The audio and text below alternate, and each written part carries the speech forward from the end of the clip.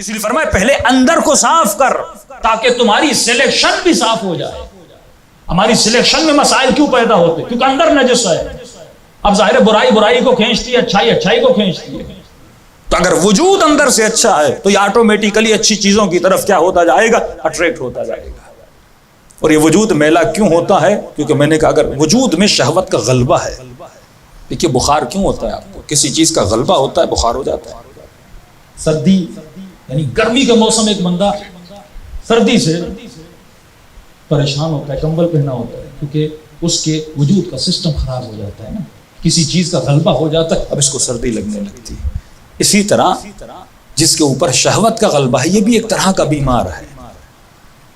بیمار آدمی کو صحیح چیز بھی پھیکی لگتی ہے کیونکہ بیمار ہے، اس کے سینسز صحیح طریقے سے کام نہیں کر رہے، اس کے دماغ کو صحیح میسج نہیں پہنچا رہے. اسی طرح جس جوان پر شہوت کا غلبہ ہو جاتا ہے وہ بیمار ہے.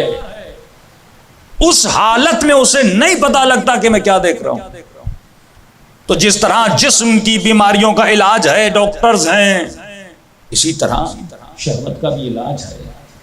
بہترین علاج جو شہوت کا ہے کہ جوان جلد سے جلد انسان کیا کر لے؟ شادی کر لے. کہ فرمایا کہ اس کی نماز کا ثواب دگنا ہو جاتا ہے. ہاں جب زمین پر چلتا ہے تو اہل زمین جو اللہ کی روحانی مخلوق ہے اس بندے کی طرف اٹریکٹ ہوتی ہے، کیونکہ اب اس کا وجود کیا ہو چکا ہے؟ صاف ہو چکا ہے. اب اس کی نگاہیں ہر طرف نہیں جاتی کیونکہ اب بیمار رہا ہی نہیں، یہ ٹھیک ہو چکا ہے. 90% لوگ جو وقت پہ شادی کرتے ہیں وہ گناہوں سے بچ جاتے ہیں. 90% لوگ. اور آپ ریشو نکالیں جو دیر سے جن لوگوں نے شادی کی ہے ان سے جوانی کے گناہ پوچھئے وہ گناہوں میں مبتلا کیوں ہوتے ہیں؟ کیونکہ فطری تقاضوں کو جب تم پورا نہیں کرو گے. بھائی اس جسم کو کھانے کی ضرورت ہے، شدت پیاس آپ کو لگی ہے. اگر آپ کو منرل واٹر نہیں مل رہی تو آپ سادہ پانی، اگر سادہ پانی اب میلا پانی بھی نہ، اگر پیاس سے مر رہے آپ گندے سے گندا پانی پیو گے تاکہ اپنی پیاس کو بجھاؤ.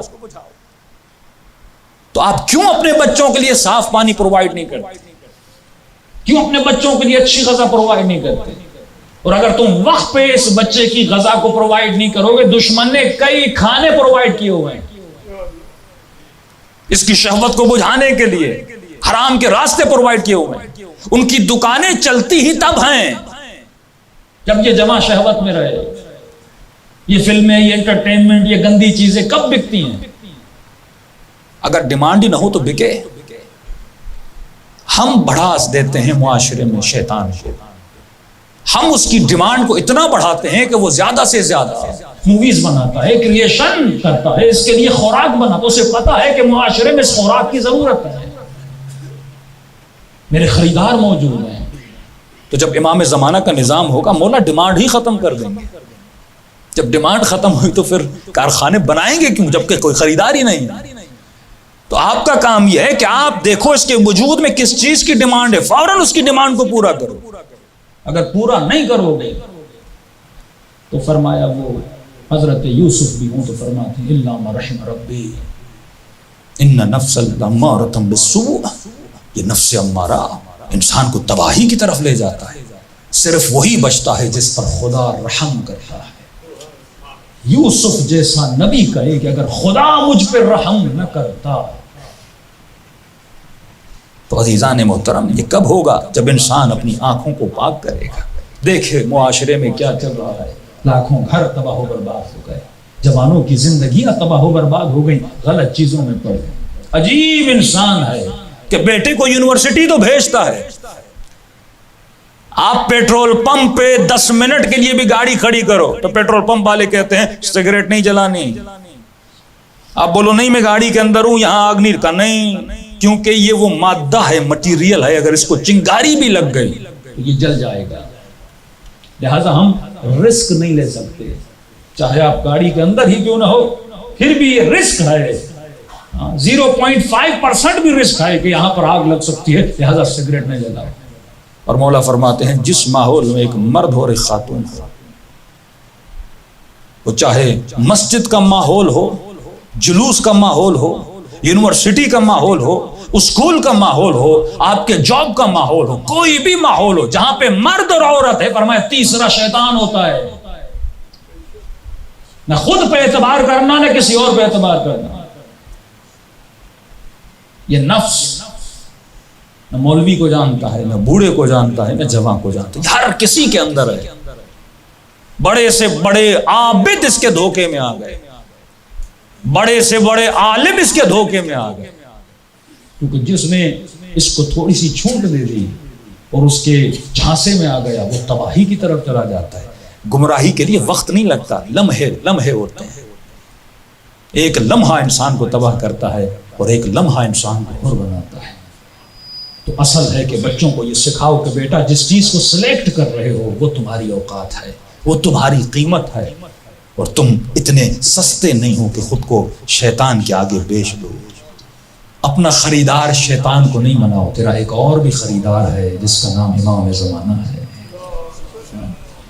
تو خود کو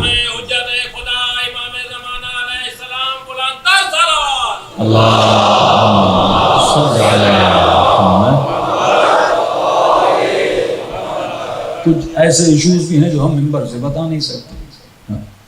تعدد زواج کا جو ایشو ہے تو اکثر خواتین ناراض ہو جاتی ہیں، مولانا اس سے ایک نہیں سنبھلتی، آپ دوسروں کی باتیں کر رہے ہیں۔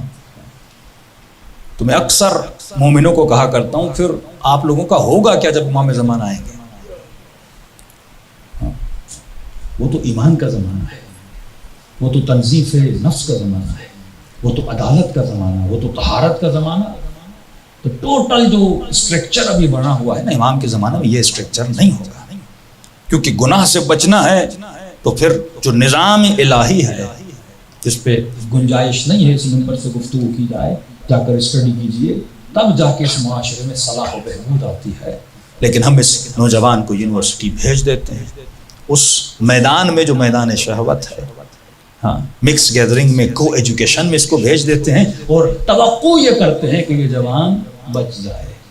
صرف نماز عبادت نہیں ہے، صرف روزہ عبادت نہیں ہے، یہ صبح سے شام تک اس یونیورسٹی میں نگاہ حرام میں مبتلا رہتا ہے، رات کو آ کے نماز پڑھتا ہے، باپ کا احترام کرتا ہے، یہ ایشو نہیں ہے، لیکن اندر سے اپنی آنکھوں کو نجس کر کے آیا ہے، حسرتوں کو اپنے اندر بھر کر آیا ہے، جس کے نتیجے میں اس کے وجود میں ڈپریشن پیدا ہوتا ہے، جس کے نتیجے میں اس کے وجود میں سٹریس کے سیلز اینڈ ہارمونز بڑھ جاتے ہیں، اور جس کے نتیجے میں سائنس کہتی ہے انسان کو کیا ہو جاتا ہے؟ کینسر ہو جاتا ہے۔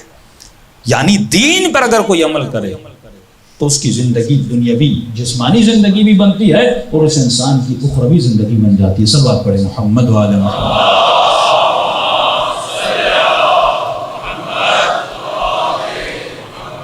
آنکھوں کے بعد طہارت شکم، جب تک تو پیٹ کو پاک نہیں کرتا، لقمہ حرام اس پیٹ میں چلا جائے۔ فرمایا میرا شیعہ سوکھی روٹی پر تو گزارا کر سکتا ہے، لیکن علی والا